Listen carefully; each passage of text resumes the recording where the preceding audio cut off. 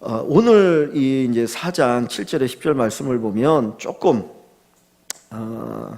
색다른 이야기가 기록됐습니다. 4장 10절을 보시면 사랑은 여기 있으니 하나님이 우리가 하나님을 사랑한 것이 아니요 하나님 우리를 사랑하사 우리 죄를 속하기 위하여 무슨 제물로 그 아들을 보내셨다고요? 화목 제물로 그 아들을 보내셨다 그랬습니다. 우리의 죄를 속하기 위해서 사실은 무슨 제물이 필요한 거죠? 속죄 제물이 필요하죠. 죄를 속하는 제물이 필요한데 이 4장 10절에는 속죄 제물이 아닌 화목 제물을 이야기합니다. 이스라엘 백성들이 하나님 앞에 드린 5대 제사가 있어요. 5가지 제사가 있는데 번제가 있고요, 화목제가 있고 소제가 있고 속죄제가 있고 속건제가 있어요. 속죄제나 속건제는 죄의 용서를 받기 위해서 드리는 제사입니다. 이 화목제는 자원제예요. 자원하는 마음으로 드리는 제사예요. 번제도 마찬가지고 소제는 다른 제사와 더불어 드리는 제사, 이 곡물의 제사이거든요. 그러면 여기 10절에서 우리 죄를 속하기 위해서는 무슨 제물이 필요한 거예요? 사실은 속죄 제물이 필요한 거죠. 죄를 속하기 위한 제물을 드려야 되는데 오늘 우리가 읽은 본문 이 4장 10절에는 속죄 제물이 아닌 화목 제물을 보내셨다 그랬습니다. 화목 제물로. 로마서 3장 25절에도 우리 죄를 속하는 것을 얘기하는데 한번 볼까요? 로마서 3장 25절입니다. 로마서 3장 25절. 로마서 3장 25절입니다. 이 예수를 하나님이 그의 피로써 믿음으로 말미암는 화목 제물로 세우셨으니 이는 하나님께서 길이 참으시는 중에 전에 지은 죄를 간과하심으로 자기의 의로우심을 나타내려 하심이니. 자, 여기 보면 죄를 간과한다라고 그랬거든요. 죄를 용서하기 위해서, 속하기 위해서 예수를 보내셨는데 뭘로 보내셨습니까? 화목 제물로 세우셨다는 거예요. 그러면 일반적으로 우리가 생각할 때는 죄를 간과하고 죄를 속하기 위해서는 속죄 제물이 필요한데 왜 성경은 속죄 제물이 아닌 화목 제물을 이야기하는가? 분명히 이게 앞뒤가 맞지 않는 거거든요. 죄를 속하는 제물로 예수를 보내셨다고 그랬는데 그러면 속죄 제물이어야 되는데 화목 제물이라는 거예요. 뭘 주님이 말씀하고자 하시겠습니까? 하나님께서 우리의 죄를 대속하는, 우리의 죄를 속하시는 궁극적인 목적이 어디에 있다는 것을 말씀하고 있는 건가요? 하나님이 저와 여러분의 죄를 대속해 주시는데 야, 너 용서받았습니다, 끝났어. 그게 아니고 우리 죄를 용서하심으로 우리를 하나님과 뭐 하도록? 화목하게 하는 데 목적이 있다는 거예요. 그러니까 우리는 내가 용서받았어, 나는 이제 죄로부터 자유인이야, 그러고 끝나는 게 아니라 죄로부터 자유함을 얻었으면 이제는 하나님과 화목하고 화평한 관계를 누리는 것이 우리를 구원하신 목적이 된다는 겁니다. 우리가 죄의 용서함을 받았습니까? 그렇다면 우리는 누구와 화목해야 돼요? 하나님과 화목해야 돼요. 누군가 나에게 죄를 지었어요. 광명이가 저의 돈을 띄어먹고 도망갔어요. 예입니다. 갖고 막 너무 괴로운 거야. 아니, 볼 때마다 저기 내 돈 띄어먹었어, 저 죽일 놈 뭐 이제 이러다가 아니야, 내가 용서해야지, 그런 마음이 드는 거예요. 그럼 제가 광명이를 용서했어요. 그럼 그 관계가 어떻게 됩니까? 원수 관계에서 바뀌잖아요. 제가 광명이를 용서하려고 하는 이유가 뭡니까? 내가 만약에 그냥 광명이를 원수로 그냥 끝까지 살라 그러면 용서할 필요가 없는 거예요. 그죠? 근데 광명이와 내가 관계를, 좋은 관계를 맺기 위해서는 뭐가 필요합니까? 용서가 필요한 거예요. 내가 광명이를 용서해야만 광명이와 나와의 관계가 달라질 수 있고 그 이전의 관계로 돌아갈 수 있는 거예요. 하나님이 왜 우리를 용서하시는가? 용서의 목적은 화목해 하는 데 목적이 있다는 거예요. 하나님과 우리가 화목한 관계를 만들게 하시기 위해서 주님이 우리를 용서해 주셨다는 거예요. 그래서 다시 본문을 봅니다. 자, 본문을 보시면 4장 10절에서 사랑은 여기 있으니 우리가 하나님을 사랑한 것이 아니요 하나님 우리를 사랑하사 우리 죄를 속하기 위하여 화목제물로 그 아들을 보내셨다 그랬어요. 사랑하기 위해서 화목제물로 보내셨다는 거죠. 단순히 죄의 용서함이 목적이 아니고 무슨 관계로 들어가도록 하기 위해서? 사랑의 관계로 들어가게 하기 위해서. 하나님과 우리가 사랑의 관계 속에 들어가도록 하기 위해서 주님이 예수를 보내시고 우리의 죄를 용서해 주시는 거예요. 그러니까 우리가 정말 예수님의 그 피로 죄 사함을 얻었다면 죄 사함을 얻었다 그것으로 끝나는 게 아니라 우리는 어디로 들어가야 됩니까? 하나님과 사랑의 관계로 들어가야 되는 거예요. 하나님의 사랑을 내가 누려야죠. 그리고 우리도 하나님을 사랑해야죠. 그래서 로마서 5장 10절을 봅니다. 로마서 5장 10절. 로마서 5장 10절 말씀을 봅니다. 로마서 5장 10절. 곧 우리가 원수 되었을 때 그 아들의 죽음심으로 말미암아 하나님과 화목하게 되었은즉 화목하게 된 자로서는 더욱 그의 살아나심으로 말미암아 구원을 받을 것이니라. 그뿐 아니라 이제 우리로 화목하게 하신 우리 주 예수 그리스도로 말미암아 하나님 안에서 또한 즐거워하느니라. 자, 여기 보세요. 우리가 원수 되었을 때 그의 아들의 죽으심으로 말미암아 하나님과 우리를 뭐하게? 화목하게 했다는 거예요. 우리 죄를 용서해서 원수적인 관계가 사랑의 관계로 바꾸어 주신 거예요. 그게 화목이죠. 그래서 우리가 그 구원을 누리는 겁니다. 11절에 그뿐 아니라 이제 우리로 화목하게 하신 우리 주 예수 그리스도로 말미암아 하나님 안에서 또한 즐거워하느니라. 그러니까 하나님으로부터 죄 용서함을 받고 사랑의 관계에 화목하게 되었고 난 후에 우리에게 뭐가 찾아와요? 즐거움이 찾아온다는 거예요. 하나님 안에서 즐거움이 우리가 누리게 되어집니다. 그러니까 저와 여러분들이 내가 예수 믿고 죄 사함 받아서 이제 난 천국에 갈 수 있어. 죽어도 천국에 갈 수 있어. 이제 나는 보장됐어. 마치 보험 하나 딱 들어놓은 것처럼 그렇게 생각하지 마시고 예수 그리스도가 나를 위하여 십자가에 죽으심으로 하나님과 내가 사랑의 관계로 들어갔다는 거예요. 그러면 그 사랑을 누려야 되는 거예요. 누려야 되는 거예요. 이제는 저도 50이 넘었고 우리 집사람도 50이 넘었어요. 어느 순간에 50이 됐다는 거예요. 그 얘기를 들으니까 조금 불쌍해 보이기도 하고 좀 안 됐다는 생각도 들고, 마음은 20대 그 사랑을 할 것 같은데 그게 아니더라고요. 근데 가끔 뭐 이제 드라마나 뭐 이런 얘기 이렇게 보면 20대 사랑이 얼마나 아름답던가. 그 뜨겁게 사랑하고 막 그런 것들이 참 이렇게 나름대로 때로는 부럽고 그때 좀 그렇게 나도 해볼 걸 뭐 그런 생각도 들고. 그러니까 하나님과 우리가 사랑의 관계잖아요. 그럼 한번 정말 뜨겁게 사랑해봤으면 좋겠어요. 뜨겁게 하나님의 사랑을 좀 느꼈으면 좋겠습니다. 하나님 우리를 너무너무 사랑하시거든요. 그냥 아들 하나 딱 주고 내가 너 용서했어 이제 됐지 이제 네가 알아서 살아 그게 아니라 내가 계속 너 사랑해 줄게. 그래서 그 사랑의 관계로 우리를 끌고 가신다는 거예요. 그래서 아까 요한일서 4장 7절에 10절에도 그 죄 용서가 무엇의 어떤 흐름 속에서 나옵니까? 다시 본문을 한번 가보십시오. 요한일서 4장 7절부터 10절이죠. 7절부터 10절에 보시면 아까 화목제물을 얘기하잖아요. 우리 죄를 속하기 위해 화목제물로 그 아들을 보내셨다 이 얘기를 합니다. 그런데 어떤 흐름 속에서 나옵니까? 7절에 보니까 사랑하는 자들아 우리가 서로 사랑하자. 사랑은 하나님께 속한 것이니 사랑하는 자마다 하나님으로부터 나서 하나님을 알고 사랑하지 아니하는 자 하나님을 알지 못하나니 이는 하나님은 사랑이심이라. 하나님의 사랑이 우리에게 이렇게 나타난 바 되었으니 하나님이 자기의 독생자를 세상에 보내심 그로 말미암아 우리를 살리려 하심이라. 이 이야기 속에서 죄 용서함이 나오거든요. 그러면 이 사도 요한은 우리에게 뭘 얘기하고 싶은 거예요? 너희가 용서받았니? 죄 용서받았니? 그렇다면 어디로 들어가라? 하나님의 사랑 안으로 들어가라는 거예요. 하나님의 사랑을 누려라. 하나님이 그 십자가를 통해서 그 사랑을 보여주지 않았느냐. 그 사랑을 마음껏 누리며 살아가라. 사랑하는 사람은 얼굴이 달라질 수밖에 없잖아요. 사랑하는 사람은 마음이 뜨거워지잖아요. 사랑하는 사람은 걱정이 없어요. 근심이 없거든요. 그래서 온전한 사랑이 우리 안에 무엇을 내쫓는다고요? 두려움을 내쫓는다는 거예요. 하나님의 사랑이 우리 안에 들어오면 이 사도 요한이 얘기할 때 두려움을 내쫓는다는 겁니다. 그러니까 염려, 근심, 걱정하는 결국은 여러분 안에 뭐가 안 채워져 있는 거예요? 하나님의 사랑이 안 채워져 있는 거예요. 하나님을 사랑하고 하나님의 사랑을 확신하면 바람아 불어라. 난 끄덕없다.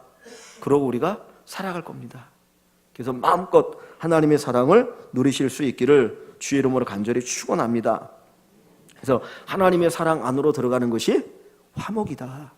근데 이 화목 제사를 드릴 때에 레위기에 보면 화목 제사를 드리는 방법이 있어요. 이 속죄제, 죄를 속하기 위한 제사를 드릴 때는 순놈만 드립니다. 순놈, 순양, 숫소 뭐 이렇게 드리는데, 화목 제사는 자원 제사이기 때문에 순놈뿐만 아니라 암놈도 드릴 수 있어요.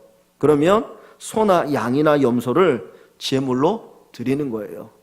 아까도 속죄제, 속건제는 의무제사입니다. 자기 죄를 용서받기 위해서 드리는 제사이지만, 이 화목제는 자원하는 마음으로 하나님 앞에 드려요. 근데 이 화목제사를 드릴 때 어떻게 드리냐면, 이 제사를 드리는 사람이 제물을 끌고 옵니다. 그러면 그 제사장이 이제 그 제물을 가지고 하나님 앞에 제사를 드리잖아요. 이 번제라고 하는 제사가 있어요. 번제는 그 제사를 드리는 사람이 제물을 끌고 오면 안수기도 하고, 그 다음에 이제 잡아서 제사를 드리는데, 껍데기만 빼놓고 가죽만 빼놓고 나머지는 다 불태워서 하나님 앞에 드려요. 완전히 태워서. 그런데 화목제는 어떻게 드리냐면, 껍데기를 싹 이제 가죽을 벗기고 내장 있잖아요. 이 속에 있는 거, 이 내장, 간, 뭐 이런 콩팥, 기름, 이거는 불태워서 하나님 앞에 바칩니다. 이건 하나님의 몫입니다. 그리고 하나님 앞에 드려요. 어떻게 보면 제일 값싼 거죠. 그죠? 그 다음에 이 나머지 이제 고기 가운데서 가슴살하고 오른쪽 뒷다리는 제사장에게 줍니다. 그럼 제사장이 이제 그것을 받아서 먹어요. 그래서 성경에 보면 그 사무엘 선지자가 이제 성막에서 자랄 때 엘리 제사장의 아들들이, 이 성도들이 와서 제물을 가지고 드리는데 미리 막 자기가 끄집어가지고 먹잖아요. 그때 그러지 말라고. 제사 드리고 나면 줄 건데 왜 그러냐고. 그럼 뭐 내가 원하는 대로 먹겠다고 해서 불량자라고 그러잖아요. 그 제사장한테 먼저 가슴살과 어디를 준다고요? 오른쪽 뒷다리를 하나 딱 줍니다. 그러면 나머지가 남는 거예요. 그걸 누가 먹느냐? 제물을 가지고 온 사람이 먹는 거예요. 그런데 이 나머지를, 이 제물을 가지고 온 사람이 먹어야 되는데, 얼마 안에 먹어야 되냐면 이틀 안에 먹어야 돼요. 이틀 안에. 이제 우리 이 앞에 소고기 한 마리가 있잖아요. 그러면 뭐 600g을 시키면 600g을 더 준다고 그래요. 1.2kg 주잖아요. 그럼 보통 한 4사람이 가서 그걸 먹는데, 1.2kg를 먹으면 모자랍니까? 남습니까? 남죠. 그죠? 일반적으로 남자들은 좀 많이 먹는 사람 모자란데 여자분들은 남거든요. 그럼 소 한 마리를 잡으면 소가 몇 킬로 정도 갈까요? 뭐 많이 나가는 거는 뭐 200 몇 킬로, 뭐 300 킬로 나가는 것 같아요. 그러면 속 내장을 싹 끄집어내고 가슴살 빼고 뒷다리 빼고, 그리고 나머지를 무게를 따지면 어마어마하거든요. 그럼 내가 제사를 드리러 왔어요. 그러면 그것을 이틀 동안에 다 먹어야 되는데 먹을 수 있습니까? 없습니까? 없어요. 이틀이 지나면 그거 다 불태워버려야 돼요. 남겨놓으면 이제 하나님 앞에 또 책망 들어요. 그러니까 먹어야 돼. 근데 내가 아무리 하루 종일 먹어도 그거 못 먹거든요. 그럼 이틀 안에 그거 다 먹으려면 어떻게 해야 됩니까? 나눠 먹어야 돼요. 그러면 하나님 앞에 드리고 제사장한테 드리고, 그것을 가지고 동네 사람 불러다가 함께 같이 먹는 거예요. 그럼 먹을 때 그전에 좀 섭섭했던 사람, 뭐 이런 관계했던 사람들 같이 먹으면서, 미안했어. 그래, 그냥 섭섭한 거 그냥 잊고 가자고. 우리 한번 새롭게 삽시다. 그리고 투닥투닥거리면서 잔치를 벌이는 거예요. 왜 하나님께서 화목제를 드릴 때 이틀 안에 그것을 다 먹게 했느냐? 그 이유가 어디 있어요? 하나님과의 화목일 뿐만 아니라 누구와의 화목? 내 이웃과의 화목을 이야기하는 거예요. 하나님과 화목한 사람은 정말 이웃과 화목합니다. 교회가 점심 식사를 하잖아요. 여러분 왜 점심 식사를 들고 하십니까? 오후 예배를 이제 드리기 위해서 밥을 안 먹으면 안 되니까. 근데 저는 이제 조금 생각이, 예전에 이제 저희 교회 커피 머신이 있을 때는 100원, 200원 넣어야지 커피가 나왔잖아요. 근데 커피 머신 쳐버리고 커피값을 안 받고 그냥 먹자. 그리고 자발적으로 본인들이 그냥 1년에 한두 번 그냥 이렇게 하시면 좋겠다. 교회에서 이렇게 돈을 받는 것 저는 별로 안 좋아하거든요. 그 100원, 200원가 괜히 의상할 수도 있고, 그래서 그거 안 했으면 좋겠다.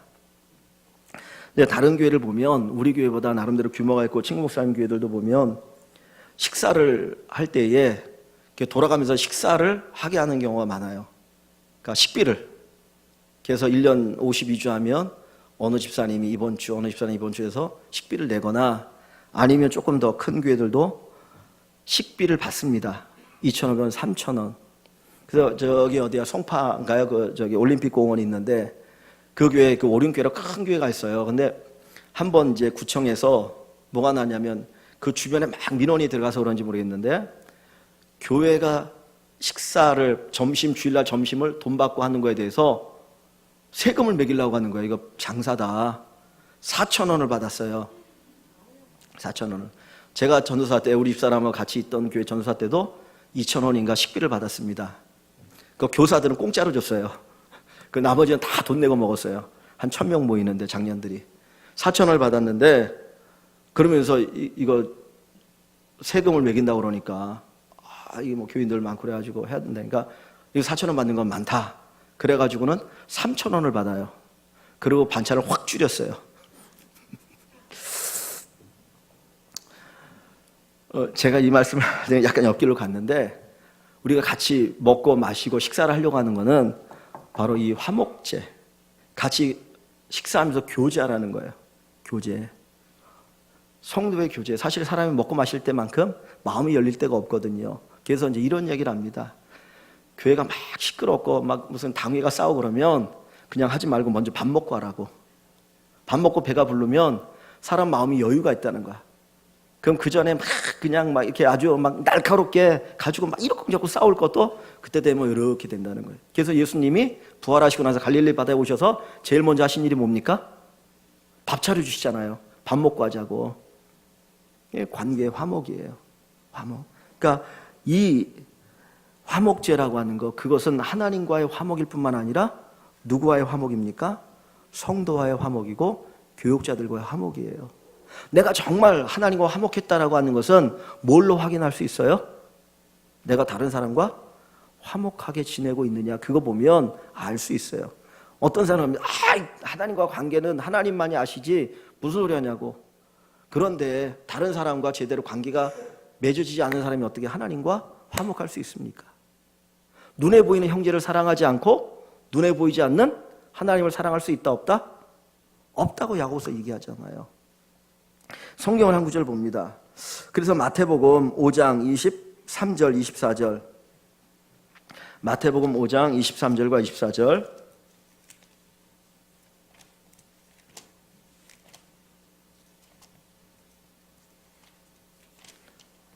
(5장 23절 24절) 같이 읽습니다. 예물을 제단 앞에 두고 23절, 그러므로 제물을 제단에 드리려다가 거기서 내 형제에게 원망들을 만한 일이 있는 것이 생각나거든 예물을 제단 앞에 두고 먼저 가서 형제와 화목하고 그 후에 와서 예물을 드리라. 아멘. 자, 예물을 하나님 앞에 드릴 때에, 제단에 드릴 때에 뭐가 생각나요? 내 형제에게 원망 들을 만한 일이 있거든, 있는 것이 생각나거든 그랬어요. 그전에는 생각이 안 났어요. 몰랐어요. 근데 제물을 드리는데 그때 딱 생각이 나는 거야. 그러니까 아마 이것이 무슨 제사였을 것 같아요? 화목제사였을 것 같아. 예. 그래서 생각나거든. 제물을 거기다 두고 너 나한테 제사 드리는 건 조금 나중에 드려도 좋으니까 먼저 가서 화목하고 그 다음에 와서 제물을 드리라는 거예요. 하나님은 하나님과 화목하는 것 귀하게 여기시지만 그것만큼 우리 이웃과 화목하는 것을 귀하게 여기신다는 거예요. 그래서 예수님이 이 땅에 오셔서 우리의 속죄 제물일 뿐만 아니라 더불어 화목 제물입니다. 정말 내가 하나님 앞에 죄 용서함을 받았느냐? 그렇다면 하나님과 화목하게 되어지고, 하나님과 화목하게 되었다면 우리 이웃들과 더불어 화목하게 되어야 합니다. 그래서 내가 피스메이커인가 트러블 메이커인가 항상 우리 자신을 돌아보면 좋을 것 같아요. 그래서 내가 정말 있는 곳마다 거기 피스메이커가 돼서 그리스도의 화목, 그리스도의 화평을 전할 수 있길 원합니다. 그 고린도 후서 한 장 더 봅니다. 고린도 후서 5장 17절. 우리가 너무나 잘 아는 말씀인데 고린도 후서 5장 17절입니다. 5장 17절. 그런즉 누구든지 그리스도 안에 있으면 새로운 피조물이라. 이전 것은 지나갔으니 보라 새 것이 되었도다. 우리가 예수 안에서 새로운 피조물이 되었다는 거예요. 우리가 죄 사함 받고 새로운 존재가 되었다 그랬습니다. 그리고 18절 19절 봅니다. 모든 것이 하나님께로서 났으며 그가 그리스도로 말미암아 우리를 자기와 화목하게 하시고 또 우리에게 화목하게 하는 직분을 주셨으니 곧 하나님께서 그리스도 안에 계시사 세상을 자기와 화목하게 하시며 그들의 죄를 그들에게 돌리지 아니하시고 화목하게 하는 말씀을 우리에게 부탁하셨느니라. 새로운 피조물을 얘기합니다. 죄 용서받고 새로운 피조물이 되었습니다. 그리고 우리가 새로운 피조물이 되고 나니까 우리가 어떤 직분이 있다고요? 화목하게 하는 직분이 있다는 거예요.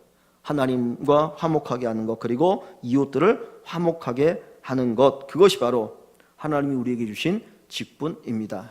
그래서 예수님이 화목제물이 되셨다라고 하는 것, 하나님과 화목하고 또 우리 이웃들과 더불어 화목하는 저와 여러분들이 되기를 소원합니다. 한 가지 더 생각하고자 합니다. 이 화목제는 5가지 제사 가운데 하나인데 화목제 안에는 또 3가지의 제사가 있어요. 그러니까 크게는 화목제라고 얘기하는데 그것을 조금 구분하면 3개의 제사가 있는데 하나는 감사제입니다. 또 하나는 서원제예요. 마지막 하나는 낙헌제예요. 감사제, 서원제, 낙헌제. 여러분 서원이라는 거 아시죠? 하나님 앞에 내가 뭔가를 하겠다라는 거예요. 주님, 제가 주님을 위해서 이렇게 하겠습니다라고 하는 것이 서원이거든요. 그 서원의 제사를 드리는 게 서원제입니다. 감사제는 하나님의 구원에 대한 감사를 표하는 거예요. 그래서 이 감사 제사를 드릴 때에는 이 화목제죠. 아까 화목제물은 며칠 안에 다 먹어야 된다고요? 이틀 안에 다 먹어야 돼요. 그런데 감사제로 드린 제물은 하루 만에 다 먹어야 돼요. 이틀이 넘어가면 안 돼. 그것만은 하루 만에 다 먹어야 돼요. 그러면 어떻게 됩니까? 진짜 열심히 나눠줘야 돼요. 열심히 나눠줘야 돼요. 그리고 또 감사제를 하루 만에 먹으라고 얘기하는 것은 우리의 감사가 오래 질질 끌어져서 안 된다. 그게 뭐냐면 나중에 감사하지 그러면 감사를 잃어볼 수 있다는 거예요. 그래서 감사 제사는 하루 만에 그 제물을 다 먹게 합니다. 이 감사제는 구원에 대한 감사의 표현이에요. 두 번째로 서원제는 주님을 위해서 주님 앞에 뭔가 내가 이렇게 하겠다라고 하는 어떤 그 표시입니다. 서원을 갚겠다라고 하는. 낙헌제라고 하는 제사가 있습니다. 낙헌제. 이건 즐거울 낙자에다가 이렇게 헌신한다라고 하는, 바치는 어떤 헌신을 의미하는 헌자를 써요. 그래서 영어로는 free will offering이라고 그래요. 그냥 자유의지를 가지고 이렇게 드리는 거야. 그냥 내가 하나님 앞에 그냥 의무가 아니라 어떤 자원하는 마음으로 드리는 겁니다. 그래서 감사헌금을 드릴 때 어떤 분들이 그런 감사헌금 있잖아요. 범사에 감사합니다. 범사에 감사합니다. 그게 어떻게 보면 낙헌제와 같은 제사예요. 그러면 화목제가 결국은 감사제, 서원제, 낙헌제라고 얘기한다면 화목제는 결국 무엇에 대한 제사입니까? 하나님과 화목하는 것일 뿐만 아니라 우리 안에 뭐를 표현하는 거예요? 감사를 표현하는 제사예요. 감사. 그러니까 하나님이 구원하신 것, 아니면 하나님이 우리의 삶에 은혜 주시는 것을 감사하고 감격하여서 드리는 제사가 바로 화목 제사입니다. 그래서 성경에 우리에게 뭐라고 말합니까? 범사에 감사하라. 범사에 감사하라. 범사에 감사한다는 게 결국은 하나님 앞에 뭘 드리는 거예요? 구약으로 따진다면 화목 제사를 드리는 거예요. 저나 여러분이나 하나님 앞에 항상 감사의 생활을 할 수 있기를 원합니다. 그러면 예수님께서 화목제물로 이 땅에 오셨다고 그랬는데 우리 죄를 용서하시고 화목제물이 되셨다고 그랬잖아요. 그러면 주님이 우리를 위한 화목제물이 되셨다고 하는 것은 결국은 우리로 하여금 어떤 사람이 되어지도록요? 아까 화목케 하는 사람이고 두 번째는 뭡니까? 감사하는 사람이 되어지도록. 주님은 우리를 위해서 그분이 십자가 달려 죽으심으로 우리의 삶에 감사가 넘치도록 하시기 위해서 죽으셨다는 거예요. 그러니까 성도들의 입술에는 항상 뭐가 있어야 됩니까? 감사가 있어야 되죠. 감사합니다. 감사합니다. 그냥 모든 게 감사합니다예요. 그냥 예수님이 나를 구원해 주시니 감사합니다. 오늘 하루도 이렇게 주님의 은혜 가운데 평안하게 살게 하시니 감사합니다. 그냥 모든 게 감사합니다라고 하는 그 고백이 있을 때 그 사람은 화목제를 드리는 사람입니다. 주님이 바로 그것을 위해서 이 땅에 오셨습니다. 그래서 감사제, 서원제, 낙헌제 점점 감사가 발전해 나간다는 거예요. 그래서 여러분의 삶에도 혹시 조금 어려움이 있어도 감사를 잊지 않기를 바랍니다. 감사를 포기하지 마십시오. 항상 감사하십시오. 그래서 주님 말씀하잖아요. 감사로 제사를 드린 자가 나를 영화롭게 한다. 그래서 하나님은 감사의 제사를 기뻐하시는 거예요. 왜? 그거는 자원제니까 의무제가 아니기 때문에. 그래서 감사하면 하나님은 기뻐하십니다. 하나님이 복을 주십니다. 그 산상수훈에서 팔복을 얘기할 때 화평케 하는 자는 복이 있나니 누구라고요? 하나님의 아들이다. 화평케 하는 자는 하나님의 아들이라고 했죠. 예수님이 뭐라고요? 화목제물로 이 땅에 오셨잖아요. 그래서 우리를 화목케 하셨죠. 그러니까 예수님이 하나님의 아들이잖아요. 그러니까 화평케 하는 자가 하나님의 아들인 거예요. 그러면 정말 화평케 하는 사람은 어떤 사람입니까? 어떤 공동체 안에 화평케 하는 사람은 어떤 사람이에요? 막 불평불만이 가득한 사람은 화평케 합니까? 아니죠. 감사하는 사람들이 화평케 하잖아요. 그냥 감사의 삶, 아유 감사합니다, 아유 고맙습니다. 그럼 그 사람 때문에 그 분위기가 이렇게 살아 움직이거든요. 그러니까 정말 교회가 좋은 교회 되어지는 것은 감사가 넘치면 됩니다. 뭘 잘하고 못하고 떠나서 감사합니다. 아우 집사님 감사합니다. 장로님 감사합니다. 권사님 감사합니다. 그냥 그 감사의 고백이 자꾸 있으면 그 교회는 좋은 교회가 되어지고 복된 교회가 될 수가 있다라는 거죠. 구원은 뭡니까? 죄를 용서받는 것이 구원인데 죄를 용서받는다고 하는 것은 결국은 어디로 들어가는 거라고요? 관계 가운데 들어가는 거라고 그랬죠. 하나님과 사랑의 관계로 들어가는 것이 구원입니다. 하나님의 사랑 안으로 들어가는 것, 그것이 구원이고요. 그 속에서 우리는 하나님과 화목하게 되어질 뿐만 아니라 우리 이웃들과 더불어 화목하게 되는 것, 그것이 구원이고요. 한 걸음 더 나가서 감사의 고백이 있는 겁니다. 그래서 이번 주간 저와 여러분들이 이제 또 고난주간을 보낼 때 예수님의 고난을 우리가 깊이 생각해야 되지만 또 주님의 그 고난을 통해 십자가 죽음을 통해서 하나님과 나와의 관계가 사랑의 관계로 회복되어진 것을 우리가 또 생각하면서 정말 그 사랑을 마음껏 누리면 좋겠습니다. 그래서 항상 우리 안에 그 하나님의 사랑에 대한 감격, 그리고 그 가운데서 다른 사람과 더불어 좋은 관계의 화평을 이루어가고 그리고 감사의 고백이 넘치는 여러분의 삶이 하나님 앞에서 화목제물이 되시기를 주의 이름으로 간절히 축원합니다.